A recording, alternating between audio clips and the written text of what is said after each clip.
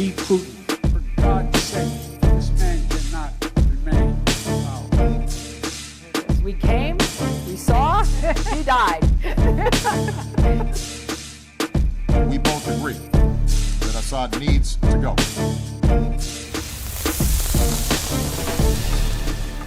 You know, fuck the EU.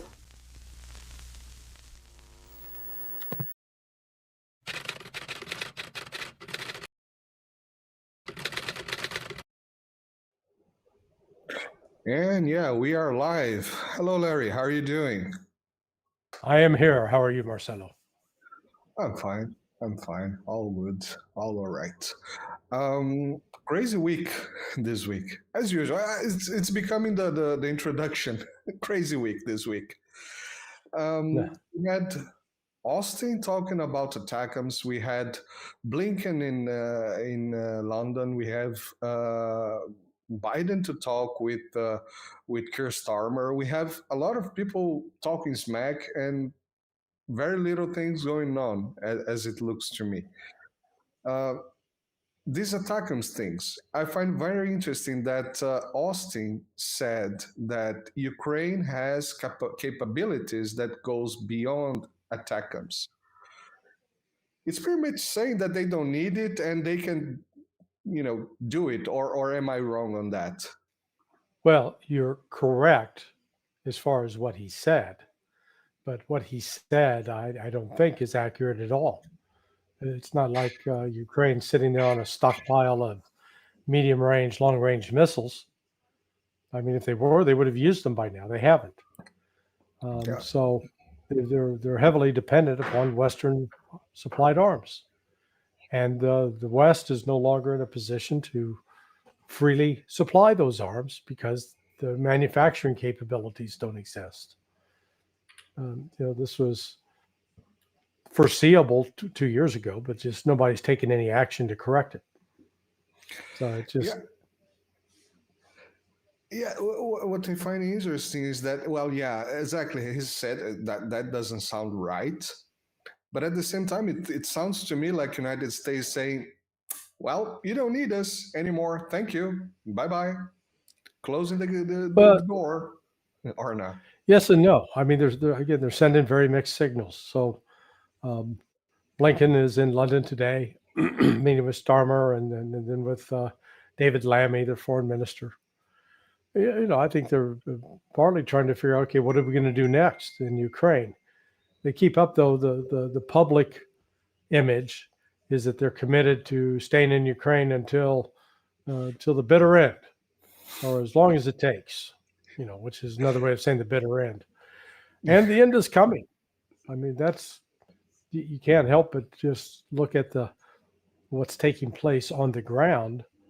And while Ukraine still can, put some drones up in the air and launch drones into Moscow and attack apartment buildings with unarmed civilians, yeah, they're good at that. As far as attacking hardened military targets, they can't do that. They're very limited capabilities on that front. And so all this is going to do is produce another round of massive missile strikes on military and infrastructure targets in Ukraine. And so, while it's conceivable, it's possible that the whole Ukrainian military could collapse in the next 4 or 5 weeks, I think it's more likely that you're going to get into the start of winter, that winter is going to be, if it starts off particularly cold and snowy, then you're going to see the cities, Kharkov and Kiev in particular, Lvov perhaps, will be abandoned, largely abandoned. People just won't be able to stay in them. I mean, what do you do when you got frozen pipes? You don't have water being pumped up to the upper floors. The elevators don't work, and you're without power, 20 to 22 hours a day. At least they won't have to worry about refrigeration. They just put the food outside, and as long as it's below zero. I've done that with beer. Not a good output in any case. The beer freezes. Yeah. Kind of sucks. No way to regulate the temperature. Put a little bit and then under the armpit, a little bit out. Right. You mentioned something that called my attention, is that the Ukrainians are attacking apartment buildings.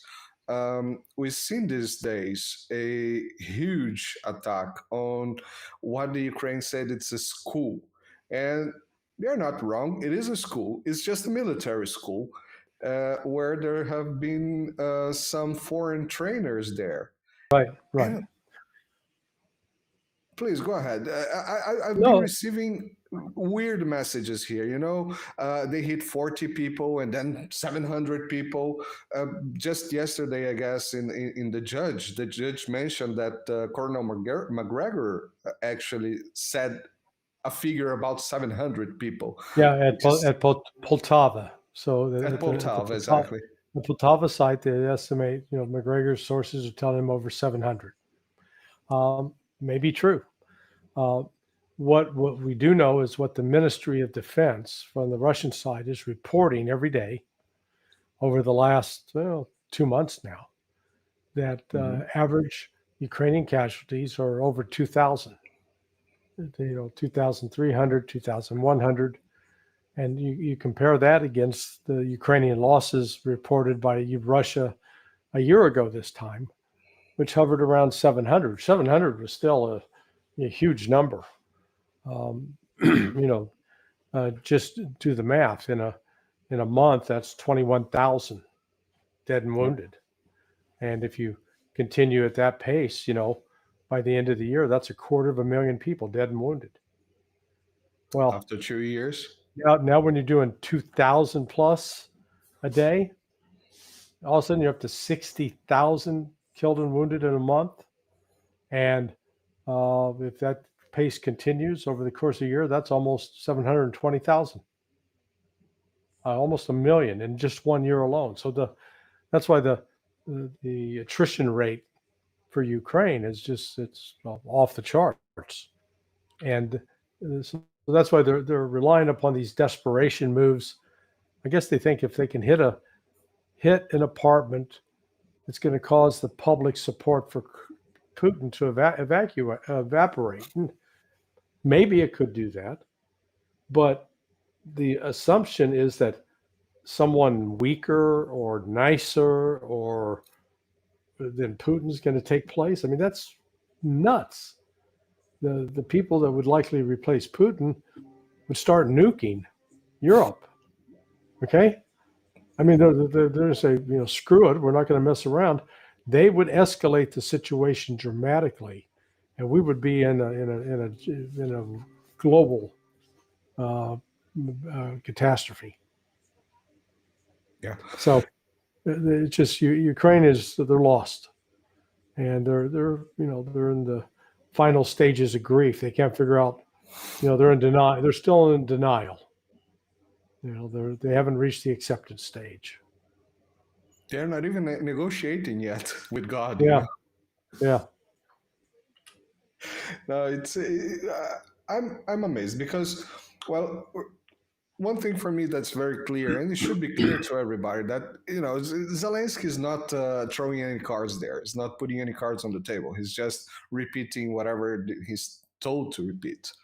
But I still have a hard time believing, and perhaps it's too much of I don't know, of a well belief that there's nobody in the boss houses telling, well, we are getting into a big trouble there.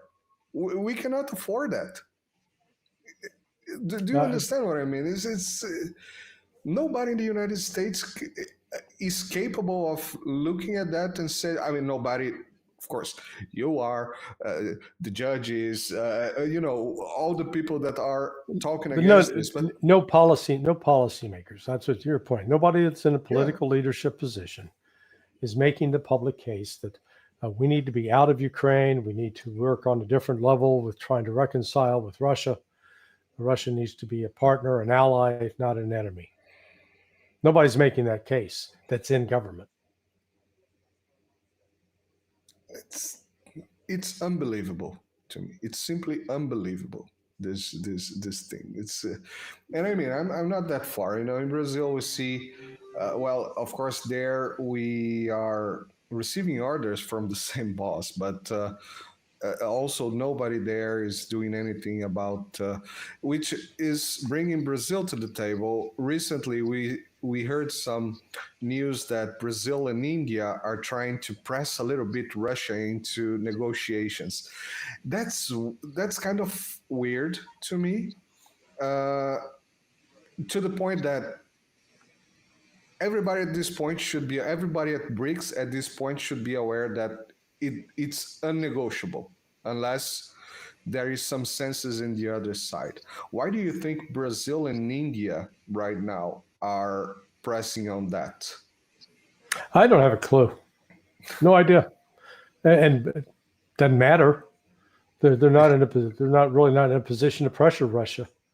But let me put it this way: if Russia would succumb to such pressure, Russia wouldn't deserve to continue to exist as a country. I mean, for God's sake, stand up and, their very existence is at threat. That's what this is all about. And to try to pretend that this is a dispute over something insignificant, or, like, what's your favorite flavor of ice cream or gelato? No. This is about the West wanting to completely emasculate Russia and to take its resources and to dominate it. That's what this is about.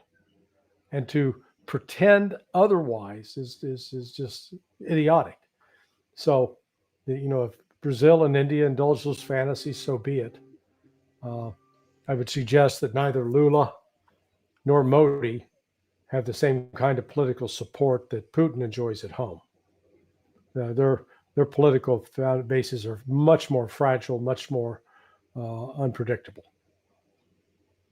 That is absolutely true. That is absolutely true.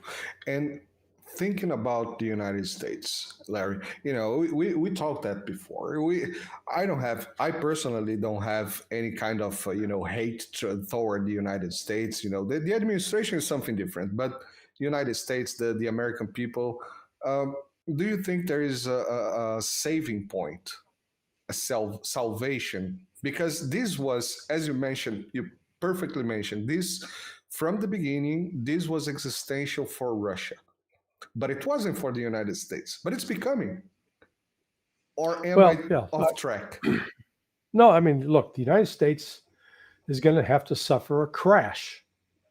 It's no different. The United States really is behaving like a junkie, someone who's addicted to methamphetamine or to crack cocaine or alcohol. Pick your drug of addiction. The United States right now lacks the ability or lacks the will to stop, to walk away and say, okay, look, I can't continue doing this. It's going to have to hit bottom, like happens with most people who finally make a decision to go into recovery, to stop drinking, stop using drugs, and get their life straightened out. The United States is addicted to war. Robert Palmer's song, Addicted to Love, that ain't us. We're addicted to war. Because, frankly, the lesson of the last 64 years since we got into Vietnam is war is profitable, at least for a few companies. And what has been set up is really a very corrupt system that generals, as long as they go along while they're in command, and they don't rock the boat, and they don't really exercise their full professional judgment, but they behave more like whores. Then once they get out, man, they got a sweet job. Look at Lloyd Austin. Round up Raytheon. I mean, the man's a dummy. He's not a man of great intellect and accomplishment, but he's got the Benjamins in the bank account. That's for sure. So, the United States has paid very, very little price in terms of human loss Vietnam. Again, people get very emotional about it. 58,000 dead. Fine. That was spread out over 15, 16, 17 years for at least 1960 to 75. And so I think the first U.S. casualty recorded on the Vietnam Wall maybe comes from 1957. But, 58,000, we lose that many from traffic accidents in 1 year in the United States, okay? And because of that loss on traffic accidents, we go, oh, stop it, stop driving, everybody stay home, put your cars down. No, people keep driving. We've lost 250,000 from fentanyl deaths. So this war, man, that's good for Lockheed Martin, Raytheon. In fact, I was just going to double check. Let me just give you the stock price here for, where is it? Northrop Grumman Corporation. Oh man, they're down. Their stock fell to $519. Now, go back to 2021. So before the start of the special military operation in Ukraine, their stock in 2021 was about $260. That's double. Yeah, it's doubled, more than doubled. And so, yeah, that's what this is about. You look at Raytheon, I bet their stock does the same thing. Lockheed Martin, same thing. So, and the people who are stockholders in that, pension plans that have their stock, Americans are making, it's pop the champagne time. Corks pop, woohoo. So, it's no cost to us. So that's what it's going to take. It's going to take a crash, a crisis, where Americans are actually finally suffering, finally feeling the pain of war and recognizing that it's not cost-free, that it exacts a terrible price, which, we look at Russia and wonder why Putin and them are so cautious. Because they've actually experienced the horrific price it's paid in a terrible war. At least 16 out of every 100 Russians died in the Great Patriotic War, and probably another 20 to 25 out of 100 were wounded or physically damaged in some way from that war. Well, that's more than a third of the population. They don't forget that. Whereas the number of Americans, who can point to say, oh, my father, my brother, my mother that died in Vietnam, hardly anybody. It's non-statistics. So probably not only hardly anybody, but hardly anybody that can, fight against the system or something like that. But mostly poor people and, poor people at the time. Yeah. If I'm mistaken, correct me. I remember the Born in 4th of July movie it's Oliver Stone, right? Yeah, Oliver Stone made that. Yeah, and I remember that. That was Tom Cruise, wasn't it? Yeah, exactly. Coming back from the NAM. So pivoting a little bit to the Middle East. No big news from attacks from Iran or Israel. They just said again, Netanyahu just said again that he's going to invade Lebanon, but it's starting to become a bad joke. Well, they've been saying that since January. So here we are 9 months in, they still haven't done it. And they're not, I don't think they're physically capable of doing it. Yeah, they could start the invasion, but they do not have the capabilities to sustain operations, particularly in Lebanon over a 2-3 month period. Because, Hezbollah is not some, lightweight opponent. They're well prepared and have really created some very strong defensive positions all across the southern portion of Lebanon, to south of the Litani River. And Israel would be immediately bogged down, but it'd be worse than it was in 2006. They tried this in 2006 and had to retreat. This time it's going to be worse because Hezbollah has more capability. They've got a bigger army, better trained army, who are combat experienced thanks to fighting against the radical Islamists in Syria that were backed, ironically, by the West. I mean, that's how screwed up the world is. We tomorrow commemorate the 23rd anniversary of the attacks of 9/11, and that was ostensibly we were fighting radical Islamists in the person of Osama bin Laden and his Al Qaeda movement, and now here we are 23 years later, basically helping arm and equip some of those very radical Islamists that we can't claim to have opposed, all in the name of trying to oust what is basically a secular president in Syria, Bashar al-Assad.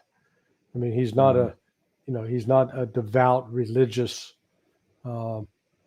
individual, and he's provided a bridge between both Islam, Christianity, and even Judaism, surprisingly. But that's who the West wants to get rid of. It's just, again, it goes back. This is all about the oil. We want the oil out in eastern Syria. That's what the West wants, and that's why the United States is there illegally occupying land. Interestingly enough, the United States there to protect Syria, but they only protect the oil fields. Yeah. The oil fields are safer than anyone in Rio de Janeiro. Well, you saw, I mean, the little off topic, but you saw the other day when, who was it? The Philadelphia Eagles, and I forget who the other team was that played football in Rio, was it?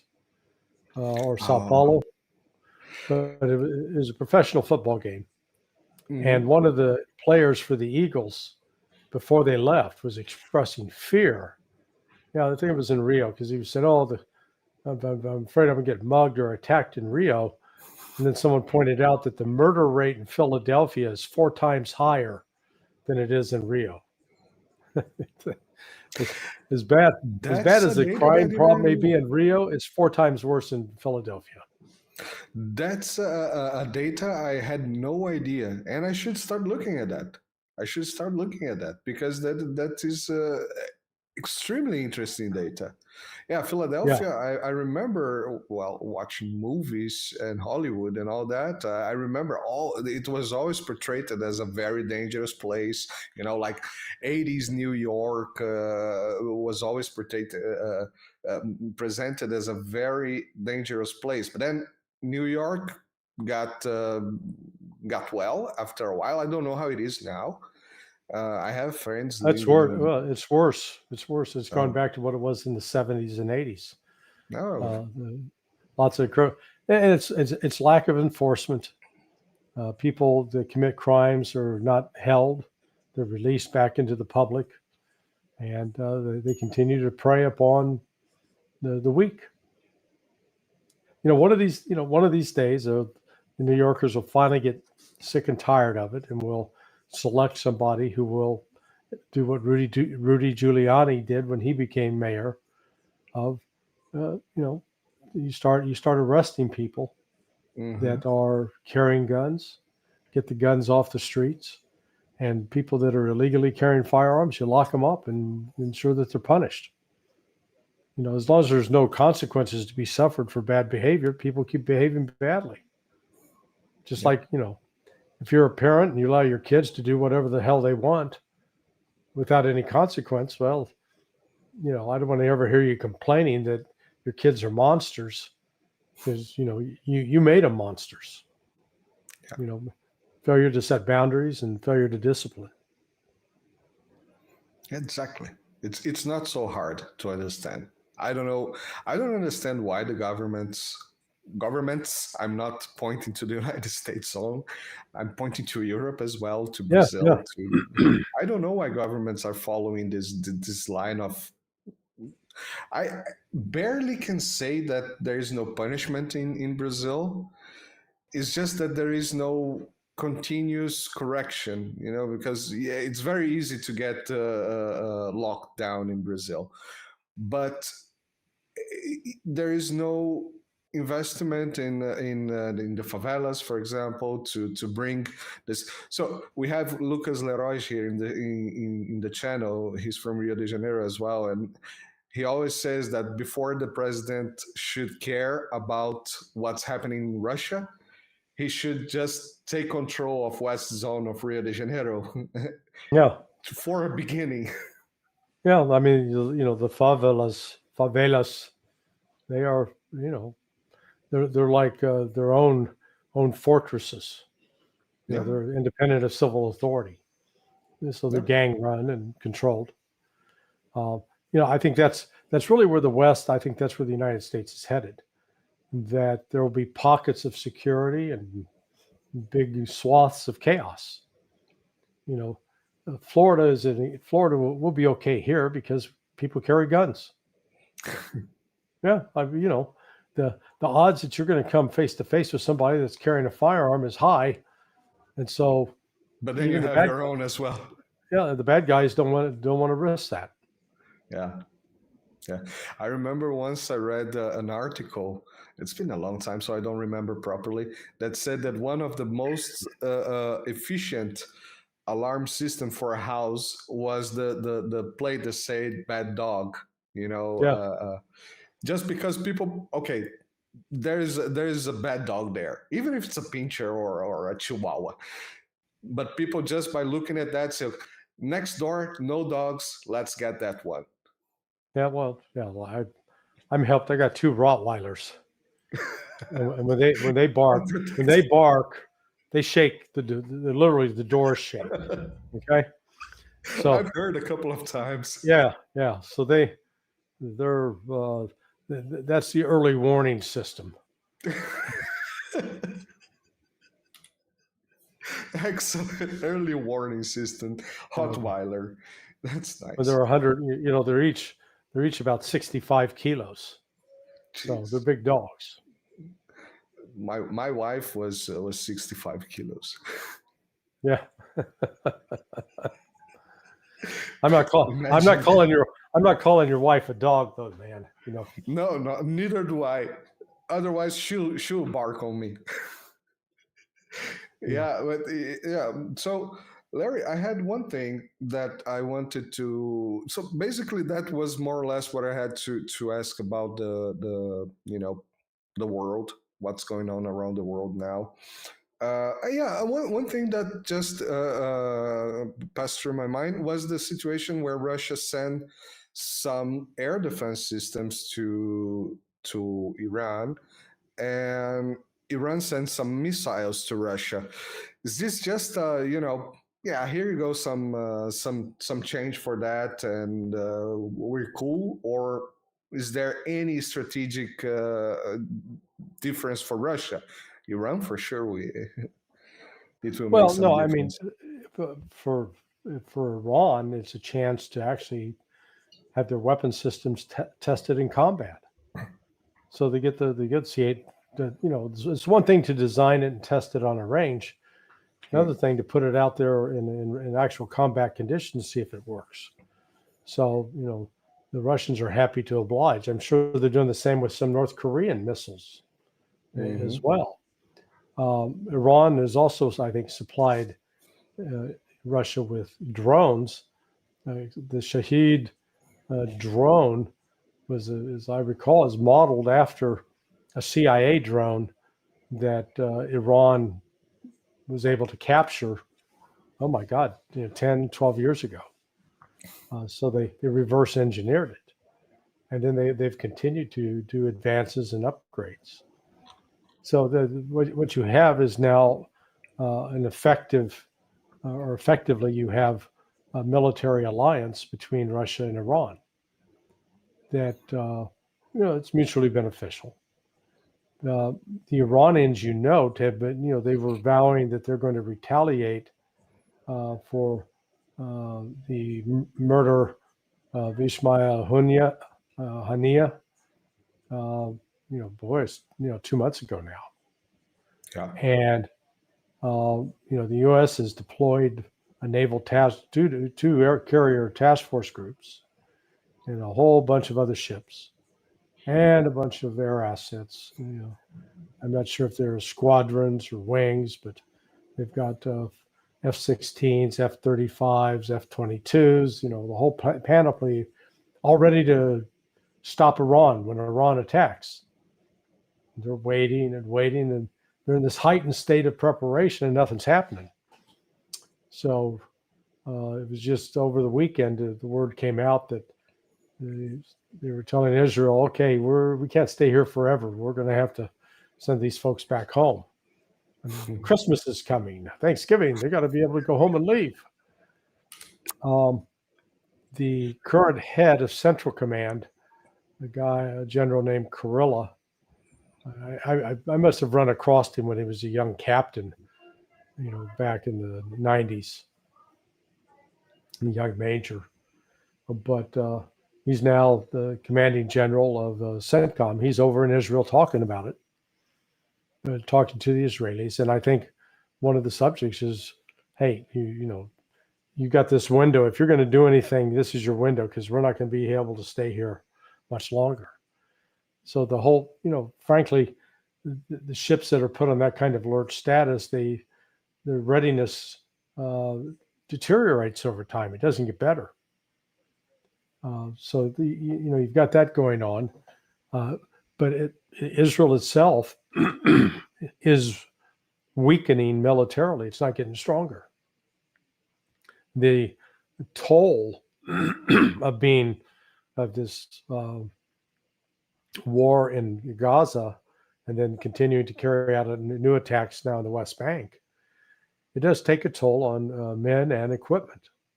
They're slaughtering Palestinians. That's without a question. But their ability to sustain that and keep it up. I mean, we're now just 3 weeks from a year anniversary of the October 7th attack by Hamas. And what we've proven in that is Israel was unable to defeat Hamas. And Hamas appears to actually be recruiting more people, not less. So, the situation, you've got a bad economy in Israel, and you've got a growing rift between senior military and intelligence officials and Netanyahu. Netanyahu's not popular, and yet take out Netanyahu, and Israel's position vis-a-vis the Palestinians is going to be the same. It's not going to change. So this too is headed for a crash of some sort. Yeah. I just this week I saw a video from Israeli podcast. It was quite impressive to see this podcast, two guys talking, and young guy, perhaps on his 20s, basically saying that, give me a red button, and if this red button, you saw that, if this red button could vanish all the Palestinians, I would push it twice, 3 times, just to be sure that it worked. Well, I was on Al Mayadeen TV last night, and there's a segment even among the Palestinians and the Lebanese that they really believe that somehow there could be a negotiation with Israel. And I just told them, I said, stop deluding yourselves. Israel is not interested in a genuine negotiation that at the end of the negotiations would create a situation where the Palestinians have a secure state and Israel has a secure state. Israel's not interested in that. They want to exterminate the Palestinians, either by killing them or forcing them into exile, kicking them out, but getting them out of Gaza and the West Bank. Israel wants that entirely for itself. And that's the majority. I think well over 60% of the Zionists, the Israeli citizens right now. That's what they want, regardless of who is prime minister. And so Palestinians and these other countries in the Middle East, they need to wake up and recognize, you can't if you go according to current circumstances, Israel has no incentive to negotiate. The only thing that's going to incentivize Israel to negotiate is if it's on the verge of being defeated militarily or crushed economically. And I think the economic pressure that could come from cutting off oil and really give Israel the same treatment that apartheid South Africa had. And then you'll see a change in Israel's position. Yeah, that's exactly how I see it. Well, the economic pressure is getting high, and the military, who knows? Who knows? Yeah. People are saying it's on its way. Let's wait, as long as it takes. Yeah. Larry, just to finish, I would like to ask you something. This week I had Robert Fantina here in the channel. He's the author of the book Propaganda, Lies, and False Flag: How the United States Justifies Its Wars. By chance, this week I'm going to have a lot of people that talk about this subject. And last week we kind of brushed around the cheater thing. Yes.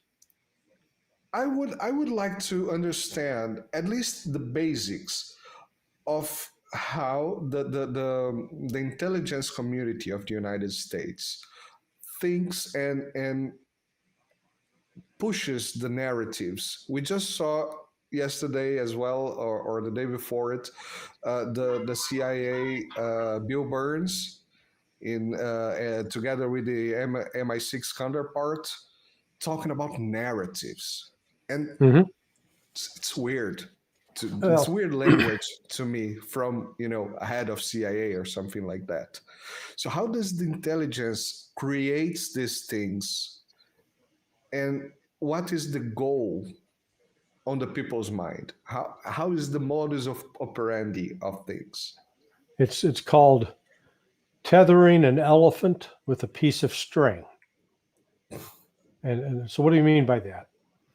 The story is told that when a baby elephant is in captivity, that initially they will put a chain around its leg, attach that chain that limits where it can move. And they keep that chain in place for, as the elephant grows up, but then gradually you replace it with a rope, and then ultimately you could replace it with a string, but you've conditioned through your narrative, but the narrative is one of you've got a bond that can't be broken, that you've convinced the elephant that anything tied around its ankle or its leg, that it's tied, it's trapped, can't move. Even though it physically would be able to break free, it doesn't. So that's the purpose of these narratives. Convince people that the Russians are your enemy. Keep telling them over and over, they're your enemy, they're your enemy, they're your enemy, they're your enemy. Well, you can't see them any other way. All you can see is an enemy. You can't see anything else. Same with China. So whenever you get the narrative that the Chinese are intent on communist world domination, or whatever, or that Russia's meddling in our election, Russia, and it's so ridiculous, because they're saying, if you can explain the logic to me, good luck. They're saying that RT, which stands for Russia Today, a TV station, which is not allowed to broadcast in the United States over any of the FCC-controlled airwaves. The only way you could possibly watch RT is, in fact, it used to be you could go to the Apple Store, download the RT app, and then it could populate on your Apple television. Can't do that anymore. I've got it on my TV because I had it from 6-8 years ago. So the only thing you can do is bring it up on the internet. But again, it's limited access. So here is a TV station with very, very, very limited access. And we know from how many viewers it gets from just monitoring its, the number of hits per day. It's, that's no great secret.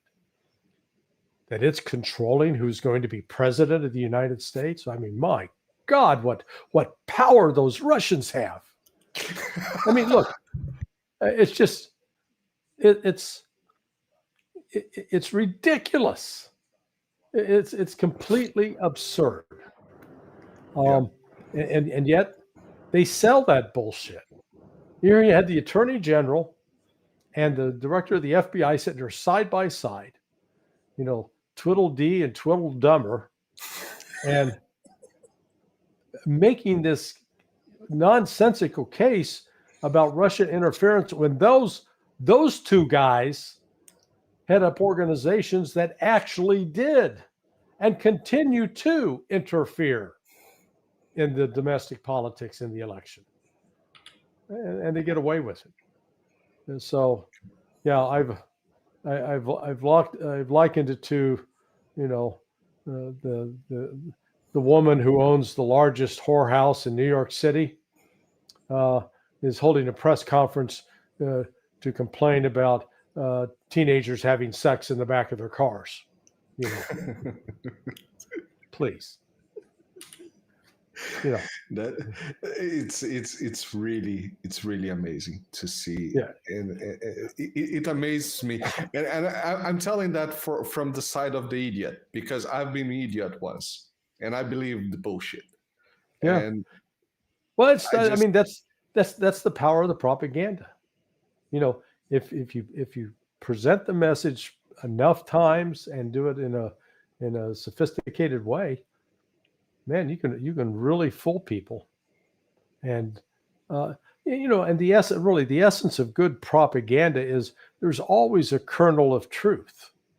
Yeah. But the Western propaganda with respect to Russia is that here's poor Ukraine minding its own business. It's sort of like a little kid with a lemonade stand set up, and it's just trying to be helpful to the world.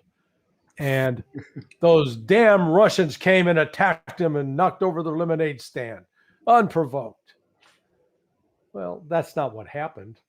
And any attempt to explain what did happen can oftentimes in this country get you labeled as a stooge of the Kremlin, a puppet of Putin. Conspirationist, puppet of Putin. Yeah. Conspirationist and crazy and all that. Yeah. I'm all right being called all those things. I don't mind people calling me names. Never did. But you mentioned something perfect. And that's the phrase that we started the video today. There is always a little bit of truth on it. Yeah. And there was some truth that the Russians attacked the school in Poltava.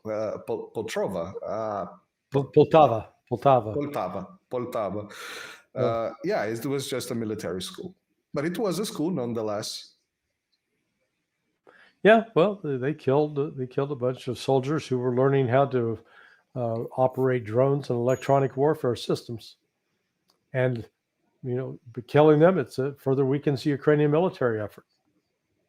And frankly, they've had 3 or 4 other strikes since then that have hit similar targets, not killing as many, but enough that it's really created some damages, not just confined to Ukrainian soldiers, but also to NATO personnel. Yeah. Larry, I think we're good for today. Okay. Thank you very much, my friend, for coming. And I'm not very good at propaganda, but remember, if you guys are from Brazil, you can help the channel here. And you can buy Larry a coffee there. I didn't have time to make the PayPal, but I'll do for That's all right. The links are on the description. You can help Larry's work. And also sonar21.com and all Larry's socials and his appearance in The Judge, in Nima, Deep Dive, and there's another one, I forgot. The links are on the description, guys. And his own channel, of course, Sonar21, where we should be streaming now, but by some case, YouTube doesn't like when I do that. I don't understand. I kind of don't understand. They don't like me.